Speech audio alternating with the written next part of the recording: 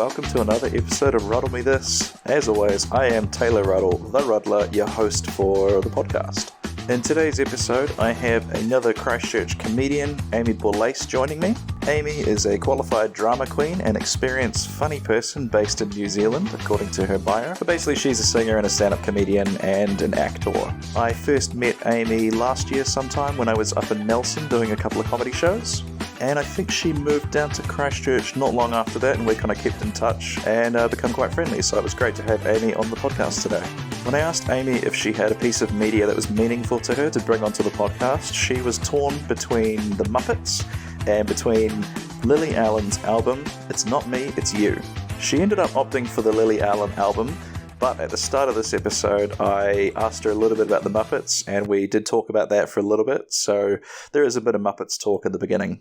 Now, we had initially thought this was going to be one episode, but Aimée warned me ahead of time that she was an over-preparer and she had prepared copious notes for this interview, so we ended up having more than enough content to split this into 2 episodes. So this is part 1. The second part will be released in the weeks to come. So with that, please welcome to the show, Aimée Borlase. Hello, Aimée, and welcome to the podcast. Hello. How are you doing? Thanks for having me. You're very welcome. We're having a rager of a Friday night, recording a podcast Absolutely. over Zoom. Have you had an all right week so far? I have. It's been one of those kind of the office job's been a bit busy, but Yeah. it's there's been balance. So Well, that's all right. I've had a particularly cerebral day, well, for what I do anyways. So yeah, we'll just kind of we'll have a bit of fun with this one. Today we're going to be talking about Lily Allen's album called It's Not Me, It's You. Mm-hmm. Which I understand is quite well. You had to decide between the Muppets and this album when you were deciding what you were going to bring to the podcast. Can we talk about the Muppets a tiny bit before we go on? So, yeah, absolutely. what about the Muppets was it was super meaningful to you? Because I wasn't really raised on it, so I think it might be lost on me. But yeah, just talk a little bit about why you like the Muppets. Yeah, I mean, I definitely was I was definitely raised on the Muppets. I used to watch Sesame Street pretty much every morning as a kid. I've always been a morning person. So even as a child, I would get up before everybody else. I'd get up at 6 o'clock and I put Sesame Street on. Even when I was kind of too old to be watching Sesame. I mean, I remember having a conversation with my friends at school where we were like, well, I'm 6 and I still sometimes watch Sesame Street, even though it's for little kids. Yeah. And we had the Muppets Christmas Carol on VHS, and we had a cassette tape of kind of highlights from the Muppet Show that we would play when we would go on road trips. Yeah, of course. And so super familiar with all these characters, and they haven't, it's like a sitcom in that the characters never change. And they haven't changed my whole life. And they haven't changed since the 70s. New people, new Muppets have come along, but Kermit is always going to be the neurotic producer, and Miss Piggy's always going to be Miss Piggy, and they're familiar, and I think as I've gone through and done more and more theatre stuff, it's become even more relatable because the Muppets are so much of what the Muppets do is about them putting on their show. Yeah, because like I said, I'm not familiar with it, but the Muppets show is kind of a show within a show. Have I got that right? Yeah, it's like Sesame Street came first, and then this is how I could have done a whole podcast about the Muppets. Sesame Street kind of came first, and the Muppets, the pilot episode of the Muppet Show was called The Muppets Sex, Drugs, and Rock and Roll. Really? Yeah. They used the word sex because it was. Well, yeah, they did, because it was the adult. I think they just wanted to be really clear that Sesame Street was like very much an educational program for very young children, okay. And this is not. And some of the episodes have like the little, if you watch it on Disney Plus, they have the little Disney content warnings at the front where they're like, this episode contains representations of people that we would now consider inappropriate. And the show itself, the Muppet Show, is it's like the Muppets are putting on a variety show, and you get to see the skits, but you also get to see behind the scenes and all the things that have Yeah. gone wrong Yeah. while Okay. they try to scramble to put the show together. I might have to watch some of the Muppets, and we can maybe do another episode on that.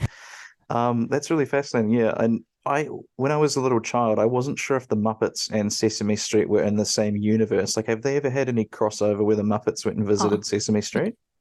yeah. So that like the characters on Sesame Street that are Muppets, that are marionette puppets, are like Muppets. Yeah.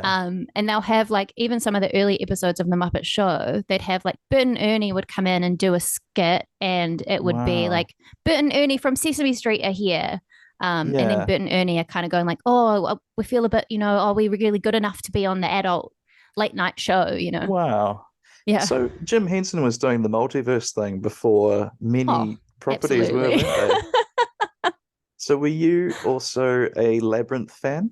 No, not Ah, not at all. not at all. Okay, the No, swerve. That's fair I enough. just didn't. I didn't watch it. I haven't even. I don't think I've actually watched the whole thing. I think I might have watched it at like my mum's friend's house around Christmas time Yeah, in pieces, and it was yeah. kind of like a little bit freaky. So I Yeah, never revisited. it's very much a fever dream kind of vibe going on there. I know people that's their absolute favorite movie, but it wasn't quite my thing either, so I can understand that. Okay, well that was great too. I really enjoyed that. Let's get on to Lily Allen. Mm. So I've listened to the album sort of like right through, but I'm self-admittedly really bad at taking in lyrics from songs. So I was kind of half reading the lyrics and half watching along and just trying to take in what I could. I should have looked this up before, but do you know what year the album was released in? I sure do. I have notes. I have notes because Oh, I have perfect. ADHD and I don't trust my brain, Yeah. so I like to have notes. Yeah. So this album, it's her second album. It came out in 2009. So her Oh, wow. debut That's album, yeah. All Right Still, was 2006. Oh, wow. She's a lot more recent than I thought she was. Um, Oh. because how old is she? She's probably in her 30s now. Is She's in that? like her mid 30s. She's like a Yeah, couple. I think she's a couple of years older than me. gotcha. Let me Um, Google it.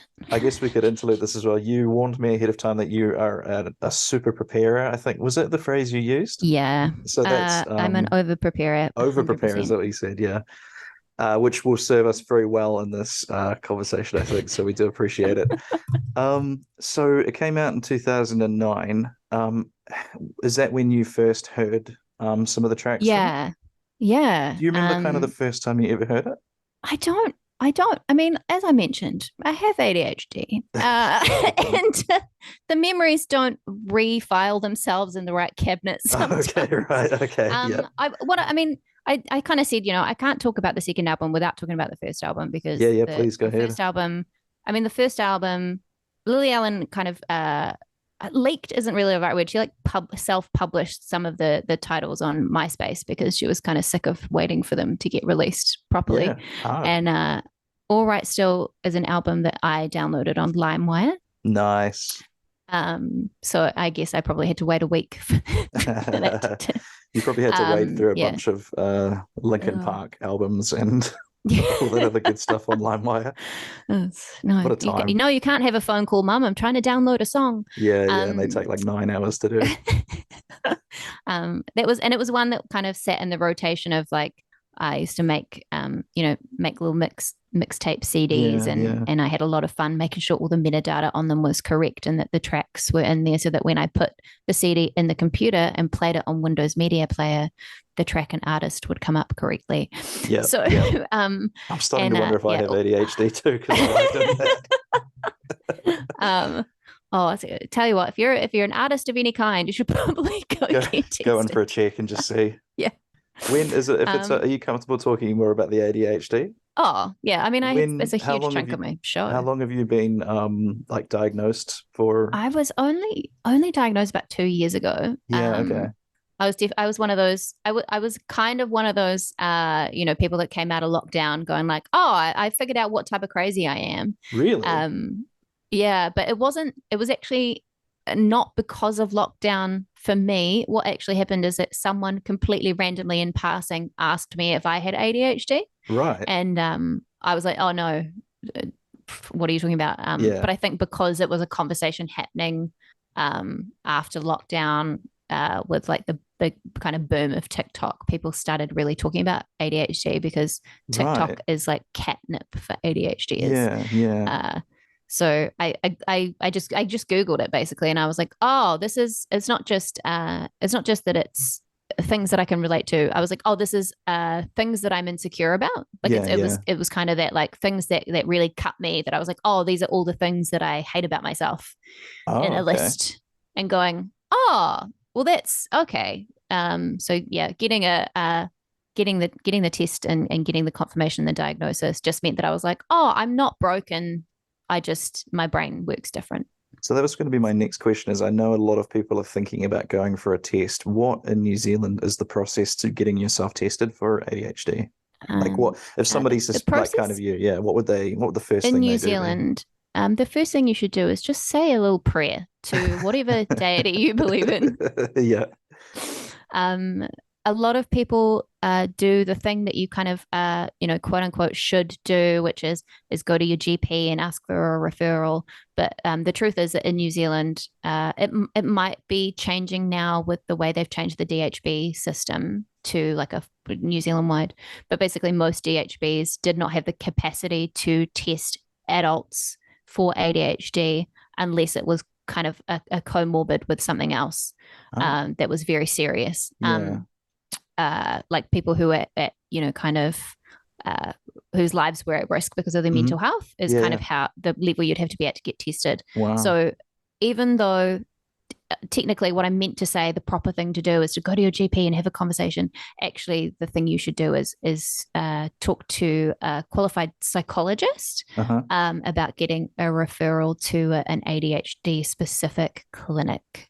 And it's also worth mentioning while I'm here talking about it that a lot of the symptoms of ADHD are also symptoms of PTSD and a bunch of other things. And you actually should have get checked for all of that other stuff as well, because Oh, ADHD treatment is only going to help you so much if the thing that you're dealing with is actually, some buried trauma or something like that. yeah. So, You want to make sure it's definitely that.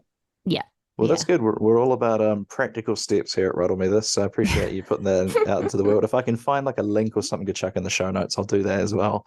yeah, But yeah, yeah, no, I I do. appreciate you talking about that. It's something that I think a lot of people are getting. It feels like a lot of people are getting adult ADHD diagnoses lately, and I didn't Mm. realize that the pandemic might have had something to do with that. I suppose more because you're just alone with your thoughts a lot during the pandemic, right? Yeah, Yeah, a lot of yeah, time I to think think. that's a lot of it.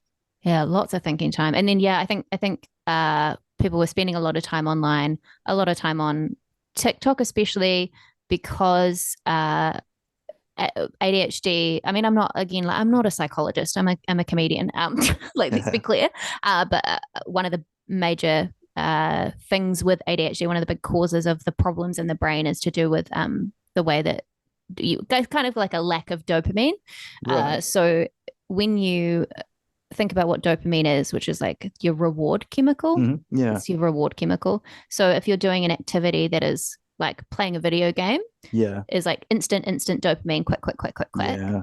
ADHD brains love it. So they love TikTok and Instagram Reels because it's like quick, speedy, instant gratification. Yeah. So just like millions of people had heaps of free time to jump on TikTok and then went, oh, we're all the same. And Yeah. now there's like a lot more awareness that just wasn't there before. I suppose that's a good thing though. Like by hook or by crook, people are getting diagnosed with it. So I guess Yeah, yeah. yeah. It's really great. Oh, well, that's great.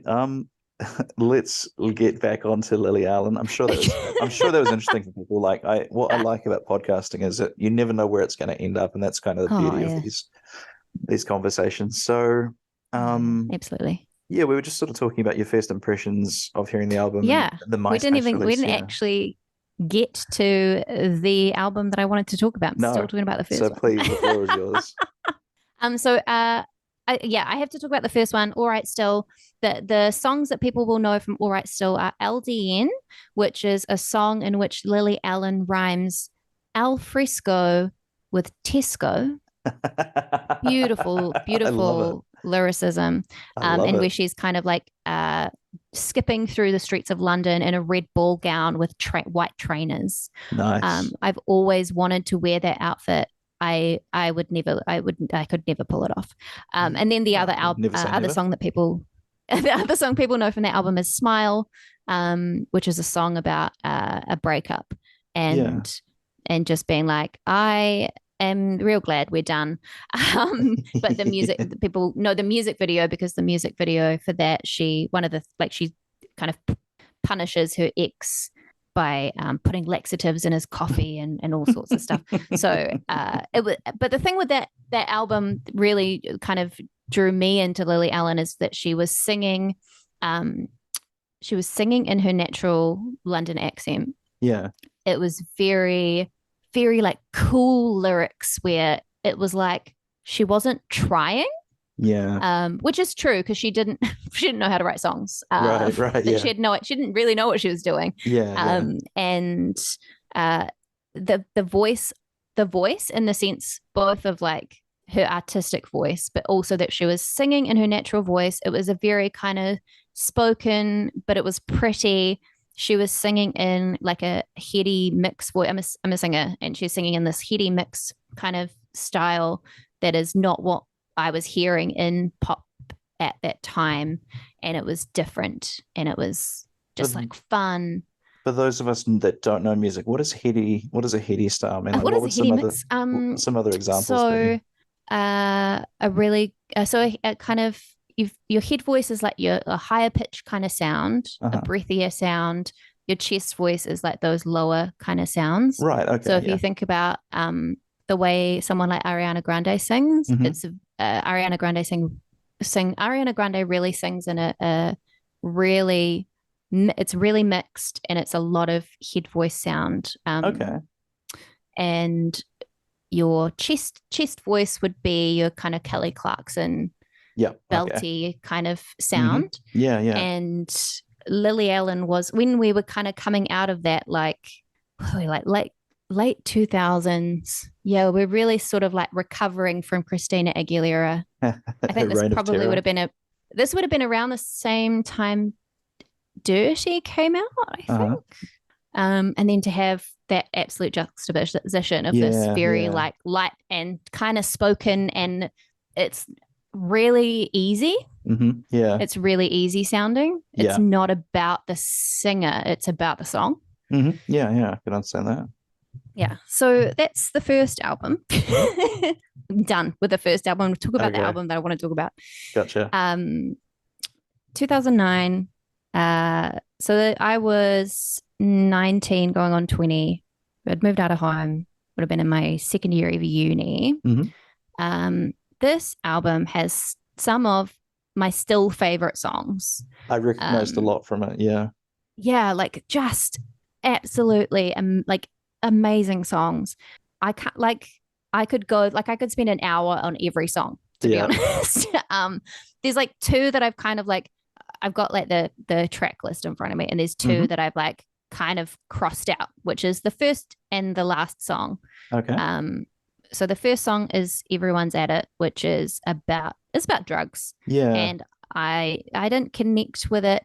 I didn't connect with it at the time, and I still don't. And I think it's because it's just not one of my favorite songs. That's fine. Uh-huh. I'm allowed to have a not favorite. You're and then the last certainly track allowed to.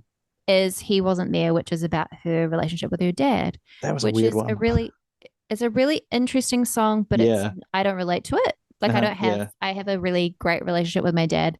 Mm-hmm. He did not fuck off like her dad did. So I just don't connect with it. But the 10 other songs are like some of my favorite songs still. Well, let's rip into some of them. What have you got to say? So, well, I'll start with oh goodness, where do I even start? They're all so good. I'm gonna start at the top. So The Fear. Yep. Just like amazing song about capitalism, consumerism, social media. This is a song that's like 14 years old. And when you listen to the lyrics, it could have been written now. Yeah.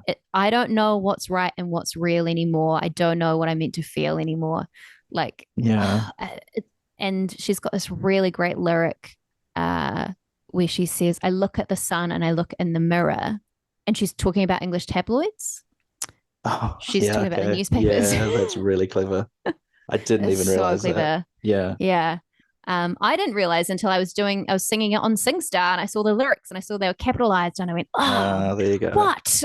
Yeah, Well, that's like very we wouldn't think clever. of them because we don't have those But as soon papers as you here. But said them, I realized, oh yeah, I've seen those. yeah, Yeah. just so, and I think it's that the fear for me is a song that kind of marks the beginning of the social media age. Hmm. Like this was what maybe like 2 years after Facebook, Yeah. the kind of like MySpace is kind of on its way out, Yeah. and Yeah. we're starting to kind of put everything online. This is Yeah. the 2009 is that thing that people see in memes now, where millennials is like millennials telling Gen Z that we used to upload 80 unedited photos every Sunday morning on Yeah. Facebook. Like Yeah. that's the, I mean, we didn't know how privacy settings work. Everything was No. public. You'd be like on your wall talking about how like you didn't like someone and they would see it. Like it Yeah. Yeah. was like uh, wild, We didn't absolutely realize wild how times. permanent the internet was, did we? No, Yeah. everything is forever. Yeah. What is really Yeah, interesting is that she started to pick up on that early into Facebook. yeah, Like, if yeah. anything, it's only gotten worse Oh, now. yeah, But to spot that so early is like, wow. yeah. But it's just it's the climate of like, I mean, I'm not going to repeat the whole song, but but there's lyrics like I'm packing plastic, that's what makes my life so fucking fantastic. I'm a weapon of massive consumption, but it's not my fault, it's how I'm programmed to function. Hmm. Like the I think that Lily Allen's lyrics are just so good because they aren't excessively poetic. She writes They like people just say it talk. how it is. Yeah, Yeah. absolutely. Yeah, 100%. And but there is still so much in there that's clever. Yeah. Um, Yeah, it's a very they good are like, mix. and some of them are, um, because I want to mention every single song. I'll move Yeah. on to the next one straight away, which is We can circle back if we've got uh, time at the end. this next song, Uh-huh. the third track on the album, Not Fair, is like basically a comedy song. Right. So I mean, as someone who does comedy songs as Yeah. part of my part of my art, this is like, of course I go back to this. Yeah. This is Lily Allen, someone that's an inspiration to me in my art that I do. Yeah. And Not Fair is a kind of pop song with a little bit of a country vibe. Mm. Uh, and it is about being with a guy who's real lovely and then just so bad in bed that you're like, I don't know if this is worth it. Oh, that's brilliant. I know the And song. it's not, yeah. And Yeah. it's not just, I think what's really important about it though is that it's not just a guy who's bad in bed, it's a guy who's selfish in bed. Right. Yeah. And how telling that is about the relationship, that it's not just oh, like he doesn't know what he's doing. It's like, oh, he like really doesn't give a shit about me, Yeah. but he is saying all these really nice things, but Mm. then he doesn't prove it in this really important part of the relationship. Mm. And Yeah. but it's so funny. I was going to ask as It well, is so funny. is Lily Allen completely straight as far as has I been revealed? I think as far as is, yes, she's not out as queer. Yeah. She's like definitely like a massive ally. Yeah. But yeah, I mean, she's married to David Harbour. Yeah. Oh, is she really? Yeah. Wow. Isn't that weird? How did those two meet? I have no He's idea. American, isn't There's a very Wow. well-known, well recognized by the fans, I'm sure, architectural design. What's the name? AD magazine, Architectural Design magazine. Uh-huh. They do like celebrity tours of Yeah. celebrity houses, and they did a tour of their little Brooklyn townhouse, Wow. and it's a very strange video to watch. Interesting. The Yeah. yeah, because the reason I asked that is because a lot of I don't know if this is going to sound weird to say, but it sounds like she's sick of men, sick of dating men, and because it was from that early 2010s, I just thought, is this kind of pre? Maybe she's going to be bi later on. Does that make sense at all to you? Like that Yeah. was the vibe I Yeah. got from a lot of the songs. Yeah. I don't think, I mean, I feel like I would know if she was bi. Yeah, I feel you've got like a pretty as a good. bi woman who is a fan of Lily Allen, that would have registered. But I also am a bit useless about small details. So, Yeah, but I yeah, don't know. I was just I mean, curious. Yeah. I think a lot of straight women though get sick of dating men also. Oh yeah. So I think Yeah, if what I've heard from like my friends and just the women in my life, it's a tough racket dating men.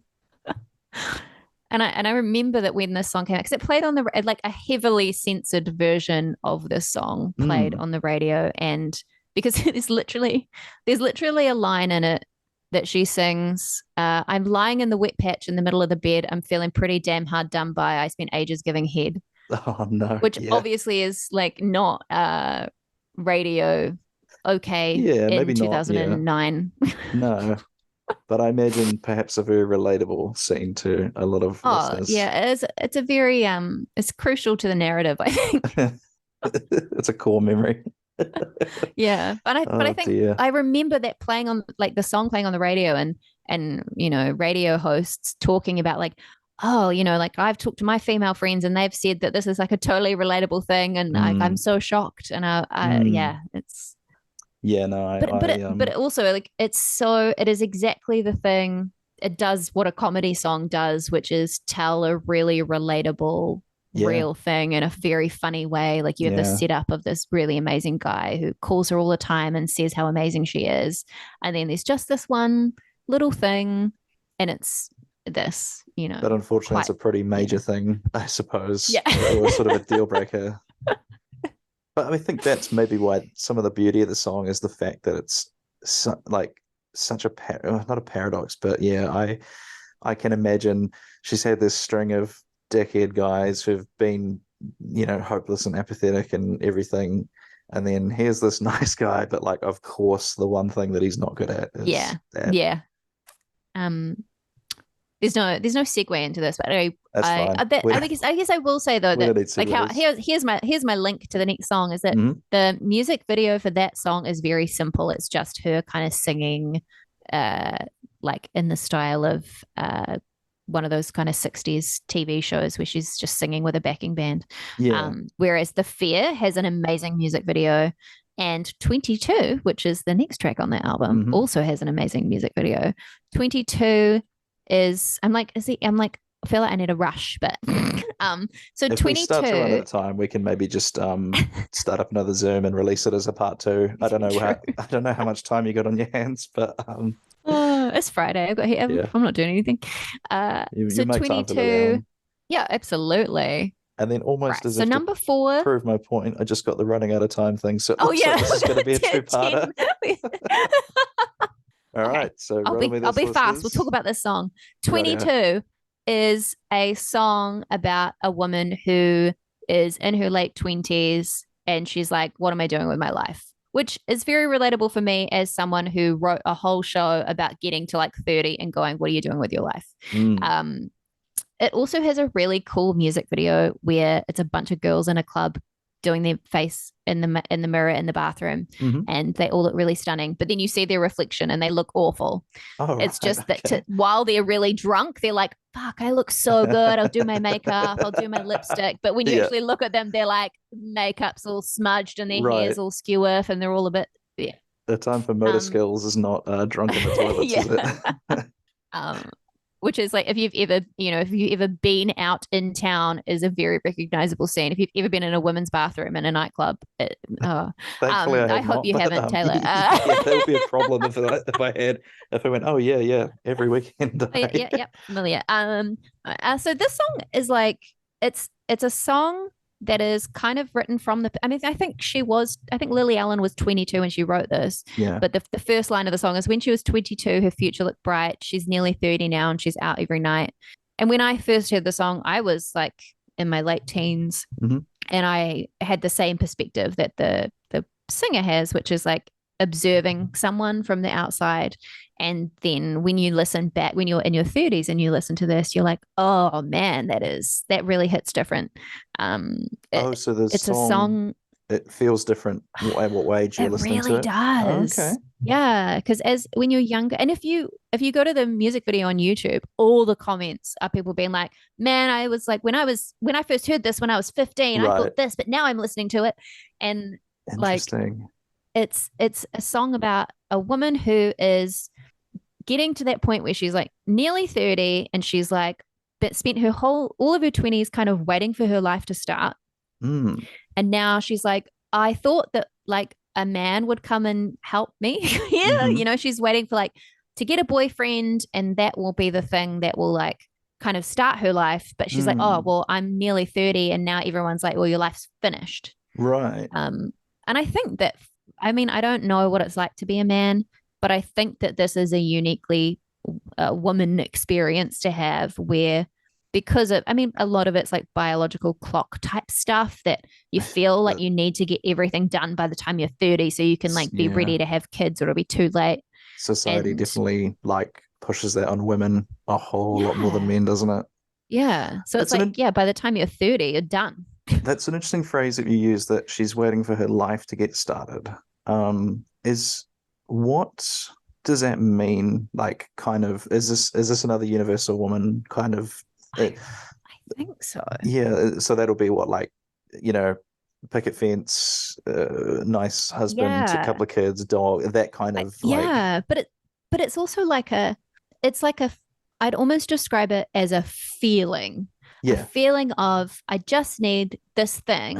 And if you listen to the lyrics, it's like Mm, she doesn't have a cool career. She just like has an all right job and she's like yeah, going out all the time and she's like everybody thinks that her life's finished. Is this feeling that like if I have this one thing and it might be a promotion or a cool job or hmm, a partner or a yeah, kid, like there's a feeling of like I've just gotta wait for my life to start.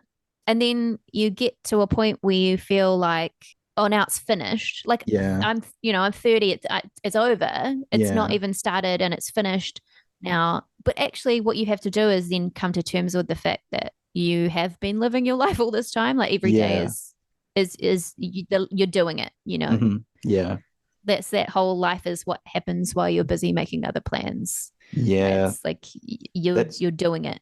that's definitely I would say not universal to women, but I suppose it's the initial, it's just like what is that thing that people think is going to make them happy, and then Yeah. yes, I know exactly what you mean there.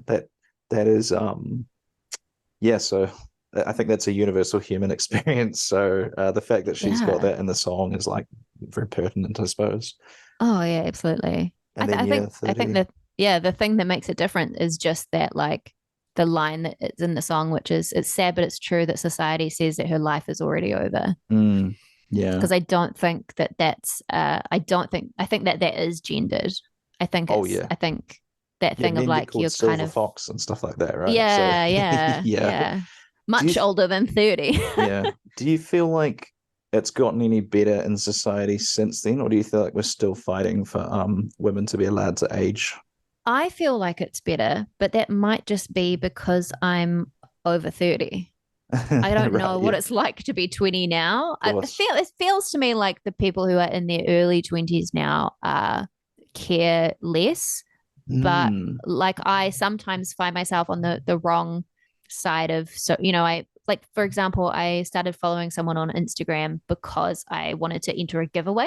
yeah. And it's not someone I would normally follow. Yeah, And yeah. then I started just seeing that their content, which was meant to be about them overcoming this really big thing that they'd gone through, but so much of it was them basically what I would call body checking. So like so much of it was them in their bikini putting on a little over sash or something Mm, in front of the camera or like posing in a way that will make your body look a certain way. And yeah. I was like, oh, this is a thing that I forgot that still exists is Mm, that social media is still full of people posing in a particular way to look a certain way. yeah. Uh, and that's like all of the content. Like all of the content was that. But it wasn't a diet and fitness creator. It That's was how they get a you in the like door trauma kind of thing, survivor right? creator. Yeah. Yeah. Very So interesting. it's maybe better, but maybe it's worse depending on what Yeah. groups that you're in, what part of the internet you live Yeah. on. Very true. All right, so we got a couple of minutes left. Shall we say goodbye for this time, and then Yes. we will start up another Zoom, and then we can Yeah. we'll release this as a two-parter if you're okay with that. Yeah, absolutely. All right, so thank you so much for listening, everyone. Bye bye, and check in for the the part two of the Lily Allen multiverse. Ta-ra. And we are back. I hope you enjoyed that interview. I was a little bit concerned that I wasn't going to be able to contribute to that conversation as much as I did, but I was really happy that I managed to kind of keep up. And I think I was asking good questions to keep the conversation flowing, and I like to think I contributed to that conversation. So like I said at the start, that was part one of that conversation. We picked it up pretty much right away, and the second part will be released in the next few weeks. I'm not exactly sure when it's going to... I've sort of got to find somewhere to slip it into the release schedule. If you would like to get more Aimée into your life, you can follow her on the social medias. She is at Aimée Borlase on all platforms. She's managed to get the same handle for each one. Very well done. She's even given me a little breakdown of what is on each platform. So she's got Facebook for events and news, Instagram for memes and reels, and YouTube for a biannual vlog or hairstyling video. And then she says, is that for twice a year or once every 2 years? The answer is yes. Spelling of her name is Aimee for Aimée, and Borlase, Borlase, but I will also chuck those links down in the show notes, so definitely check those out if you would like to see more of Aimée. As usual, I'm on all the social media platforms at Taylor Ruddle Comedy. I haven't decided whether or not I'm going to join, what is the new Instagram one? Thread, or whatever it was called. I may join it, I may not. My flatmate told me today that apparently that app collects an astonishing amount of data about you, so I'm a little hesitant for now. The annoying thing is, it seems like the best purpose for that is being able to tweet something and then share that tweet to your stories, which is literally the reason I just started a Twitter account, so I'm going to have to weigh up my sunk cost fallacy there as to whether it's worth switching over to Thread. As always, facebook.com/CanDoComedy to see what gigs we've got coming up. I'm not going to waste your time rattling those off. We've always got shows on. Go to Can Do Comedy on Facebook and you can see those. Appreciate you joining us on part one of this journey. Give me a subscribe, give me a 5-star review on Apple Podcasts, all that good stuff, and keep checking back for part two of this interview. Until then, I will see you next time. Ruddler out.